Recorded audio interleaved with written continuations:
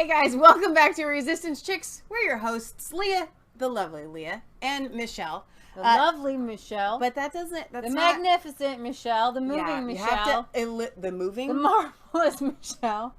The alliteration. Yeah, my computer's covered with little black hairs. So, it's gonna be a great episode. Today is the 16th of August. It's a Friday. It's our weekly roundup. And I couldn't fit that in the title. You guys have been missing us with the whiny dogs in the background, so we have one for you tonight. We do have a whiny dog. We have Holly here tonight with us to whine us through the night.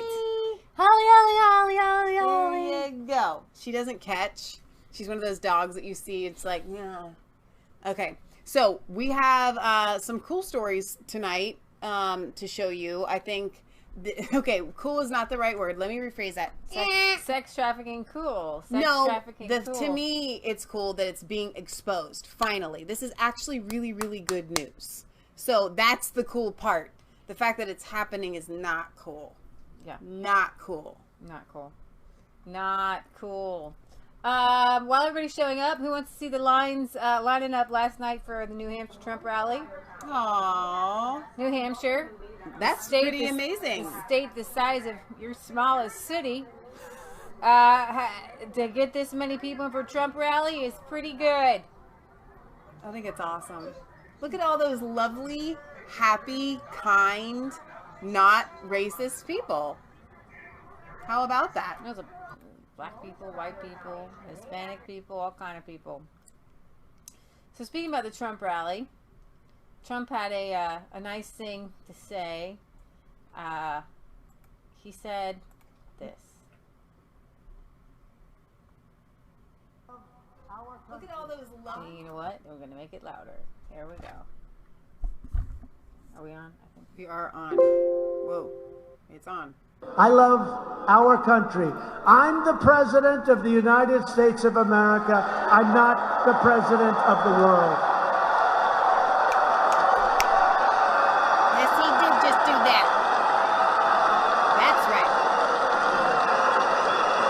And as long as I'm president, America will never bow to a foreign nation like we were for so many years.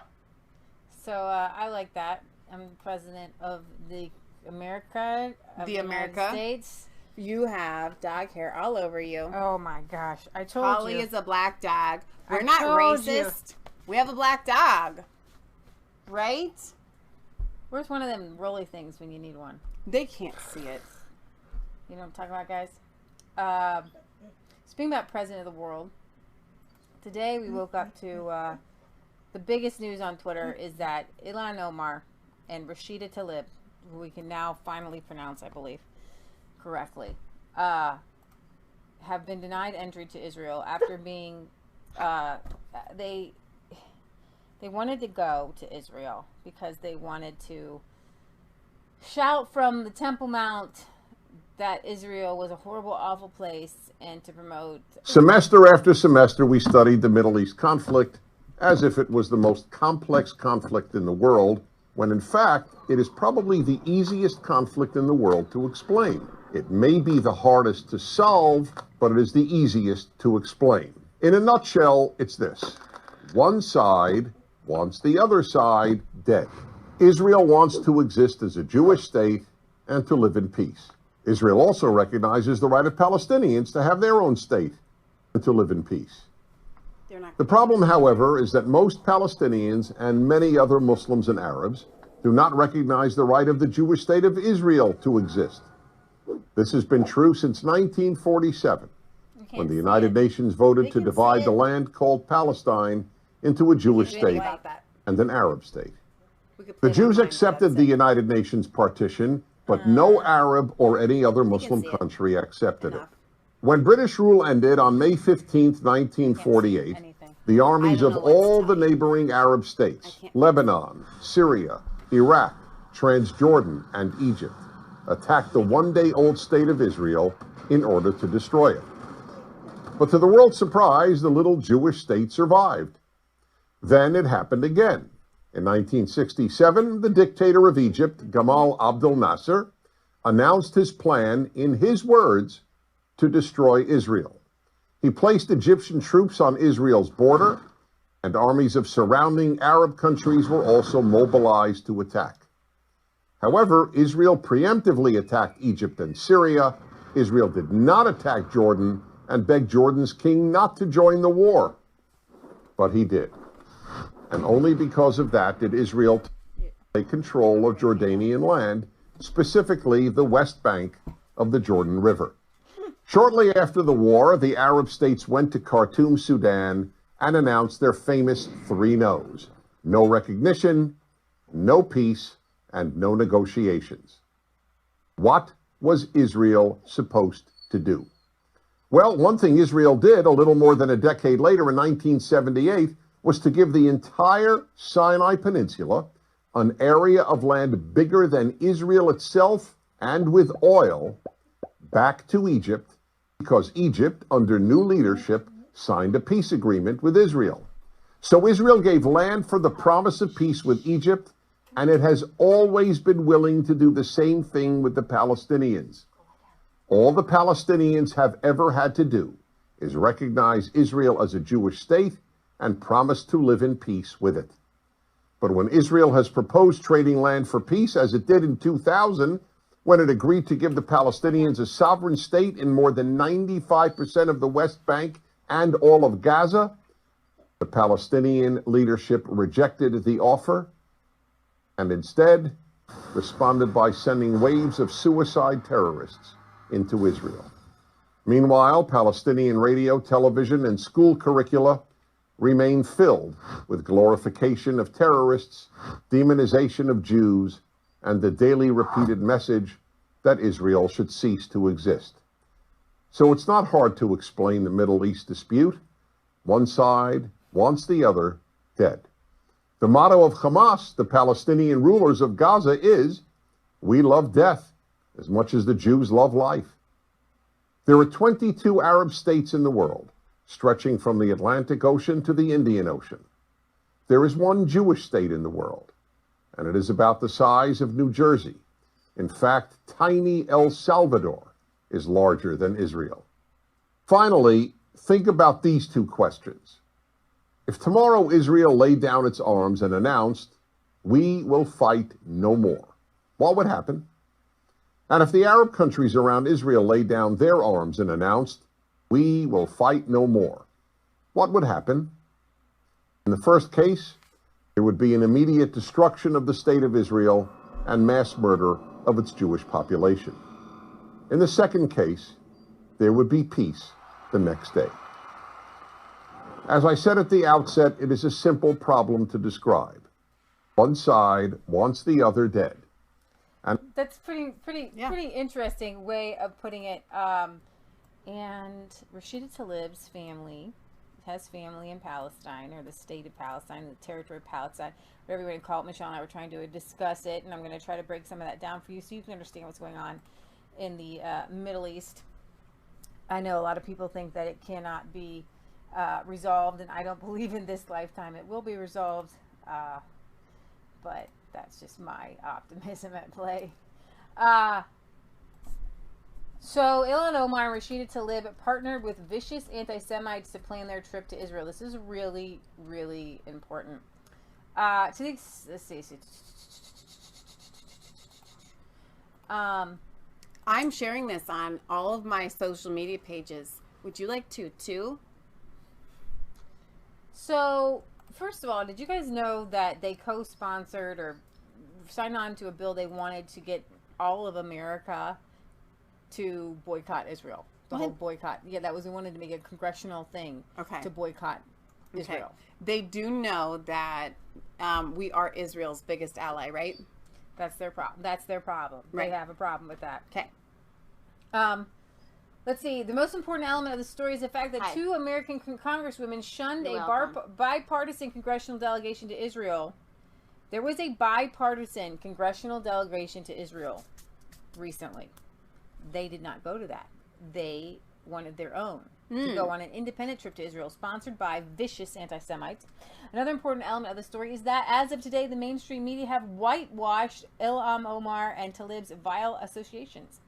Writing yesterday, the Washington Post said that Omar and Tlaib's trip to Jerusalem and the West Bank was planned by Miftah, a nonprofit organization headed by Palestinian lawmaker and longtime peace negotiator Hannah Ashrawi. The New York Times described it as an organization headed by a longtime Palestinian lawmaker. In its editorial, the New York Times editorial board identified it as a group that promotes global awareness and knowledge of Palestinian realities. This from the National Review, who I usually don't read right now, but they have a good article on this. This is a whitewash thanks to a Twitter thread from the Washington Examiner Seth Mandel, who pointed to multiple additional sources. You can peel off the onions of this evil layer of anti-Semitism. First, the group actually published, get this, blood libel. And I was reading this, I was like, blood libel? What the heck? Posting an article that accused the Jews of using the blood of Christians in the Jewish Passover. You're kidding. What? That doesn't even make any sense. This is the group. You're kidding.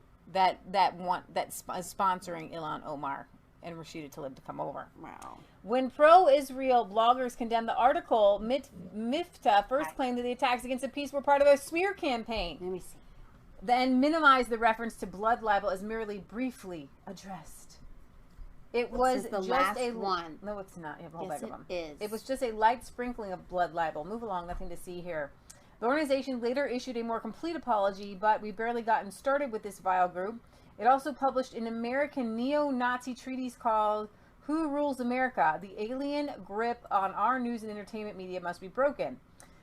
As Vox's Jane Coaston explained, the original source was National Vanguard, a neo-Nazi group founded in 2005 in Charlottesville by members of the National Alliance. The National Alliance was for a time the best financed and best organized white nationalist group in America. And to give you a sense of its ideology, here are a couple paragraphs. The Jew-controlled entertainment media have taken the lead in persuading a whole generation. You mean the Chinese-controlled? Carry on. No. Here, from the people who say that America is full of white supremacy, sponsored by a group that put out an article by literal neo-Nazis. Oh my gosh. Follow that for a minute. Mm-mm. They're literally neo-Nazis. So it talks about homosexuality. There's nothing at all wrong with white women dating or marrying black men, or with white men marrying Asian men. So anyways, it goes on to be really racist. I don't know where the other bag went. That's not all, not by a long shot. The group celebrates terrorists, including an evil woman who helped murder 13 Israeli children. In an article titled Let's Honor Our Own, a Miftah contributor describes Dali al-Mughrabi as a Palestinian fighter who was killed during a military operation against Israel in 1978, and is one of the Palestinian people's national heroes. The so-called military operation is more widely known as the Coastal Road Massacre, a bus hijacking that resulted in the deaths of 38 Israeli civilians, including 13 children. So they're apologists for terrorists. And the founder of Miftah herself, Miss Ashrawi, excused jihadist violence by telling an interviewer that you cannot somehow adopt the language of either the international community or the occupier by describing anybody who resists as a terrorist. And of course, Miftah published an article asking whether Israel was a proper homeland for the Jewish people. Under the heading, Is Israel the Only Possible Homeland for Jews?, this article questioning the appropriateness of Israel as the location of a Jewish homeland was posted by Miftah, one of the sponsors of the proposed Tlaib Omar visit to Israel. You can keep going, but the evidence should be sufficient to, they're all just a bunch of crazy anti-Semites. So David Harrell on YouTube says, Israel, showing true anti-free speech colors, proving Omar and Tlaib's very point. Here's the problem. No, wait, let me explain it. No, I need to explain it. Let me explain. Let me you know explain what my you're point. Thank you. That's so nice of you. Okay. Isn't that so sisterly of her? Do you know one of the women in our Pilates class who watched my show asked who the lady was that I was filming with? I was like, that's my sister. So maybe there are people watching here that don't quite understand the dynamic of sisters, and that we are, okay, and we're allowed to say those sorts of things. But my point is, there is quite a difference, young man, middle-aged man, old man, whatever you are, between free speech and wishing an entire state to be dismantled, and also wishing harm to it. This is not free speech. You don't get to go into a nation that you wish doesn't exist and you wish to harm it. So what I was going to say was that Israel actually has a law on the books, like a literal law that says, if you support the BDS, the boycott, divestment, and sanctions, then you can't come into the country. Because it's dangerous. These people are not just, it's not just free speech. This is a place in conflict that could explode at any time. So so from an American history standpoint, did you know that burning the American flag is not actually protected under free speech? Talking about it, wishing that you could, not liking the country is protected under free speech. But the action itself, once you take an action against the United States, this is an action. To burn the flag is not actually historically and constitutionally protected under free speech. Interesting. And so when we're talking about this, if Israel already has a law on the books, they've already proven that this group is trying to take action against Israel. Right, and once you exactly. become part of this group, that's not free speech. Do you realize that after World War II, you weren't allowed to be a communist here in the United States? They went after Desi Arnaz and Lucille Ball, because they had communist ties. There are times when a group wishes harm to a country, to a state, in which you're not allowed to be there if you're part of the group that wishes harm to it. That's not free speech. Okay, carry on. Okay, so here's the thing. Israeli law actually required them to bar them, and not every country allows everybody in.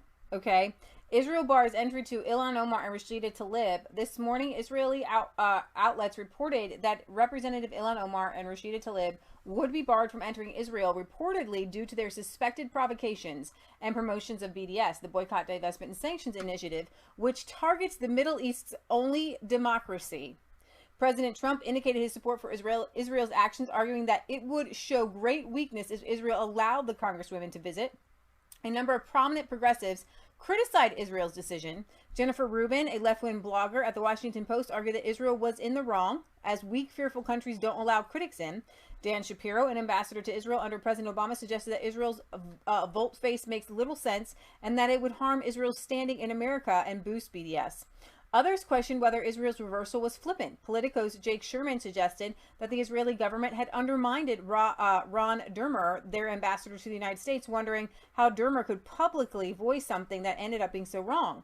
The progressives are in the wrong, and Prime Minister Benjamin Netanyahu and President Trump are in the right. Israeli law mandates that Omar and Tlaib be barred from entering, and given that their itinerary provides no indication of any desire to talk with Israeli government and understand their perspective, there's little reason to make an exception for the congresswomen. These women were going, and literally, did you know this? Their itinerary said Palestine, destination Palestine, not Israel. They had no intention of meeting with any Israeli government officials, and Israel's supposed to let them in.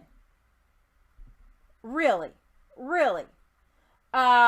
If Tlaib and Omar are going to push a boycott on one of America's most important allies, they shouldn't be surprised when they are boycotted themselves. Oh, turnabout is Israeli law requires Israel's interior minister to bar foreign nationals who knowingly issued a public call to boycott the state of Israel or have pledged to participate in the said boycott.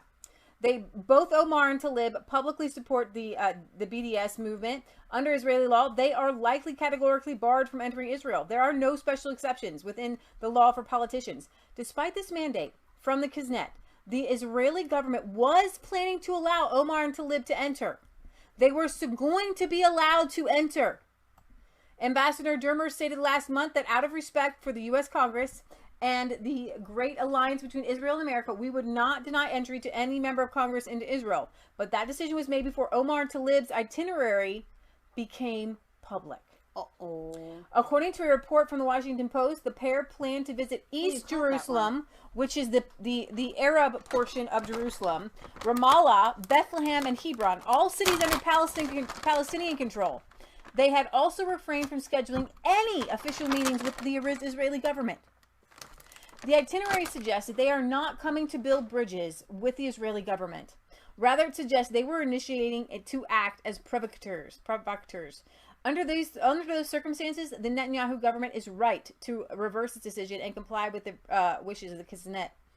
Democrats might try to frame Israel's decision as a rebuke to the United States as nothing of the sort. It would be one thing if Ilhan Omar and Rashida Tlaib were heads of state or were broadly popular. They're not. They're not. Omar, for her part, has a 9% approval rate among swing state voters.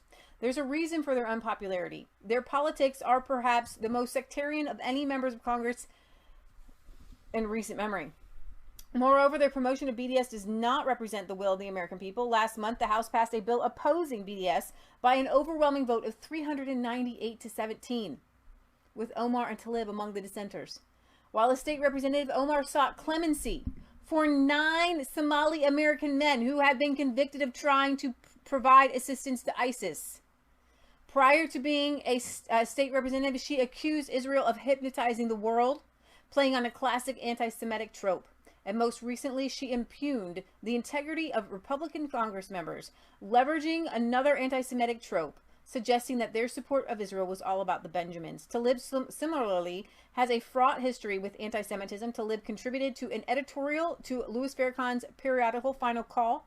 Farrakhan has been a notorious anti-Semite, and like Representative Omar, she similarly accused congressional representatives of dual loyalty, suggesting that they forgot what country they represent. She is the one. They both feel like they are representatives first to Palestine and to whatever Muslim country that they feel needs their, but both of them, interestingly enough, I understand Tlaib's because her family's from Palestine, but Omar is a Somali refugee to Kenya who was granted a spot here in the United States, but probably illegally, and her last name is probably not Omar, and she probably married her brother. There's a lot of nefarious things going on there.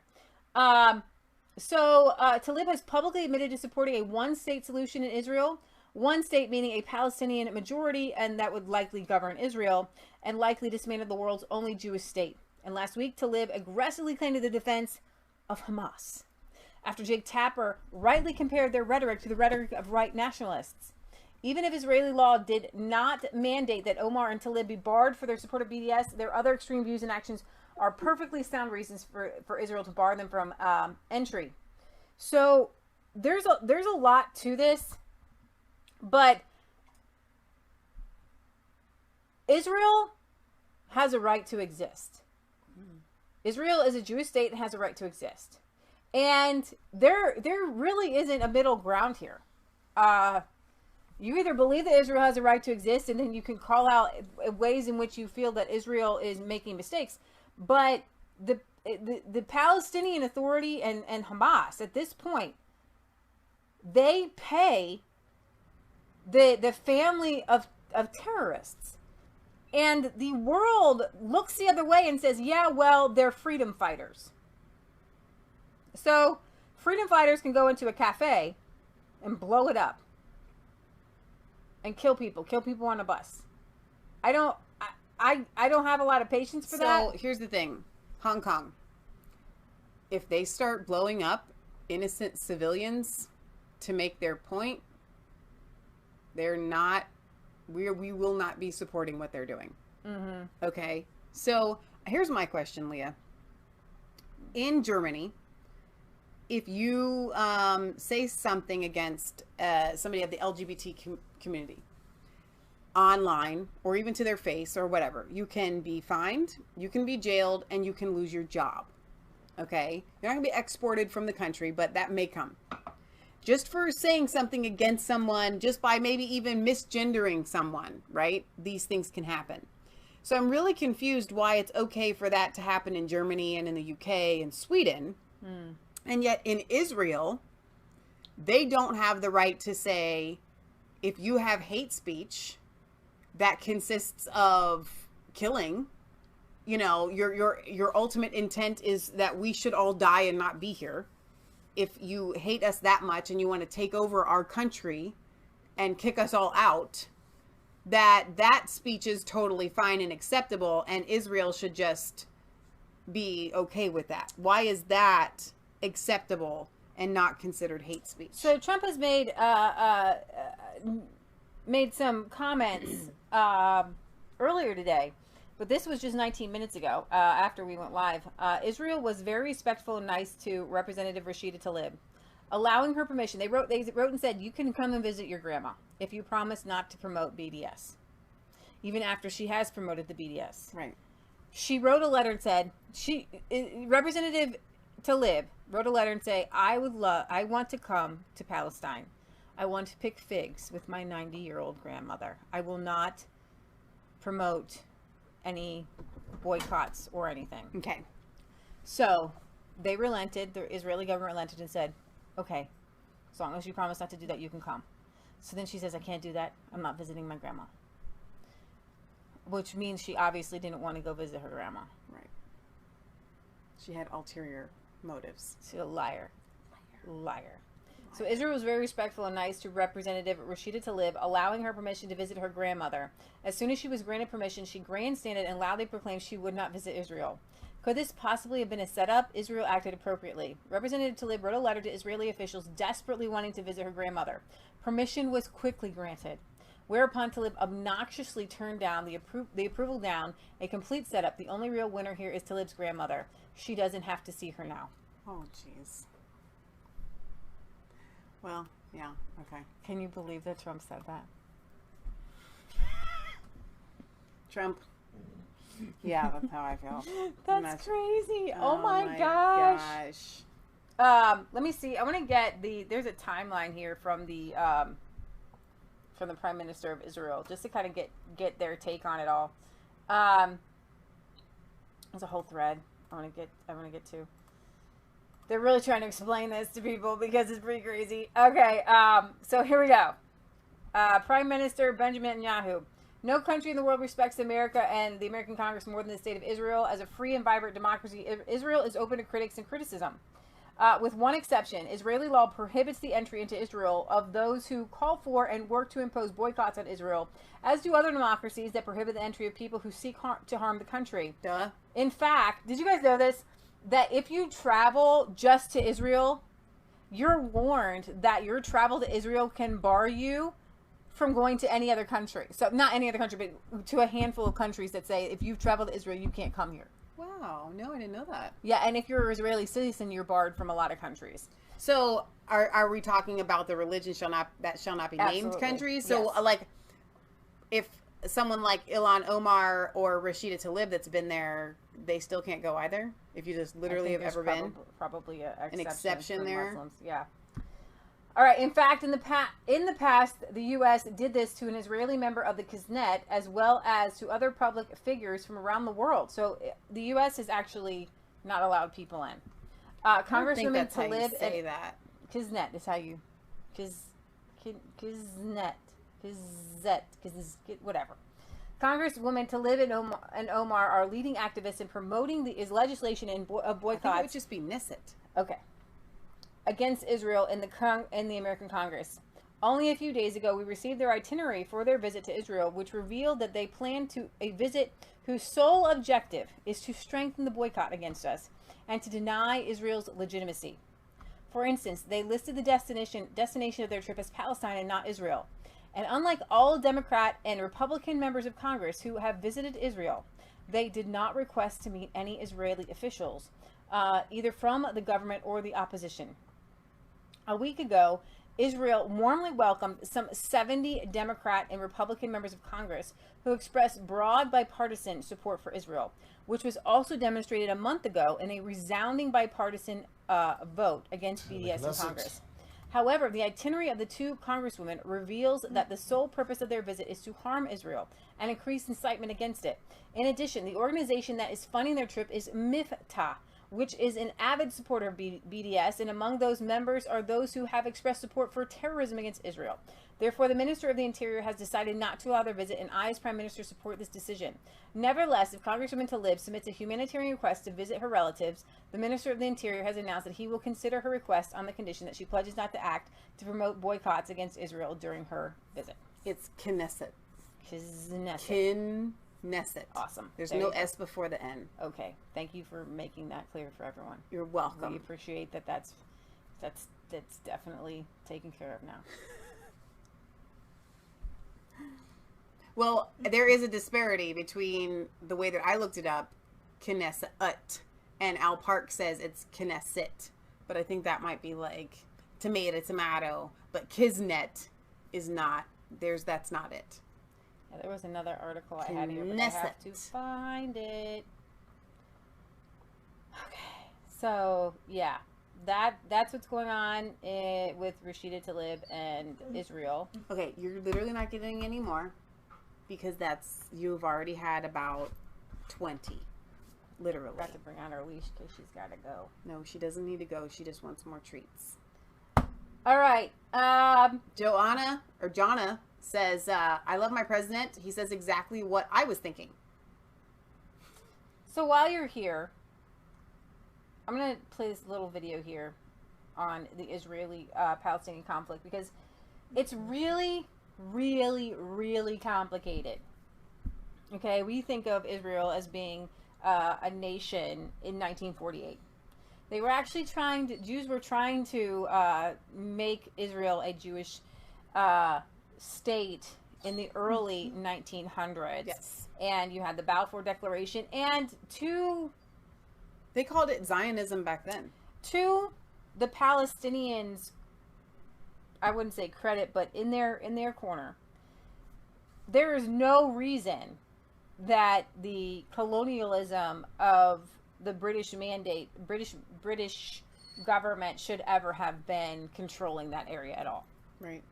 But there were colonialism, and they went to India, and they, look at that. Thank you. And there's no reason for it to have been actually a British thing. And so if in 1948 they created the Israeli state because of the Holocaust, would be one thing.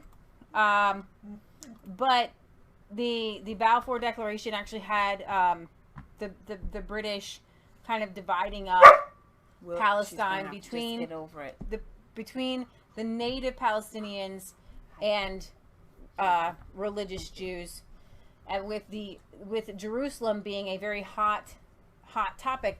Now, my view is this. Israel is the state of Israel is Jewish.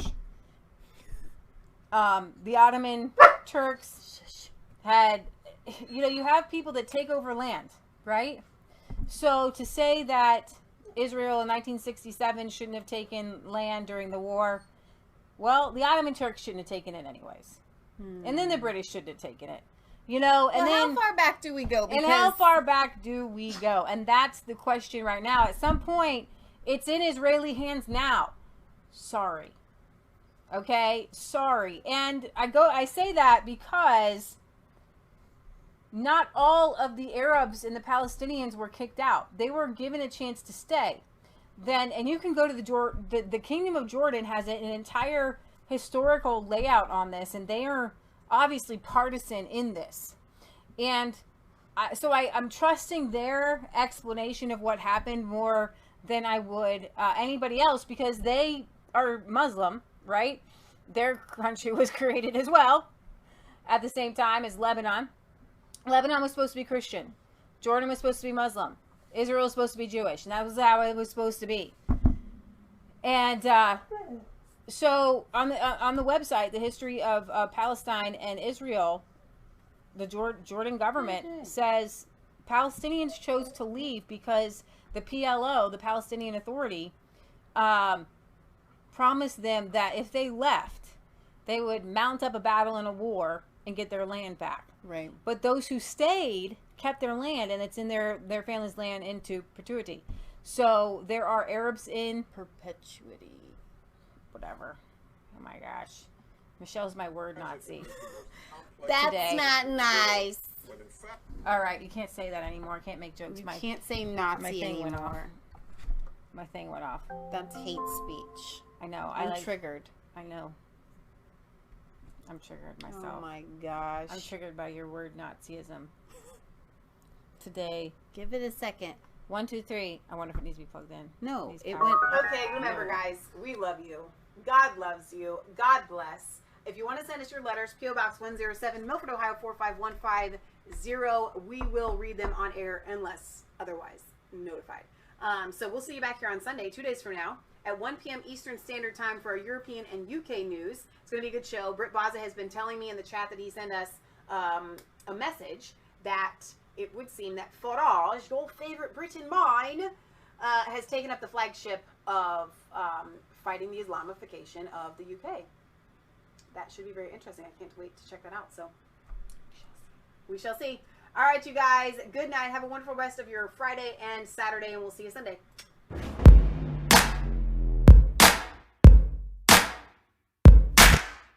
I was cold.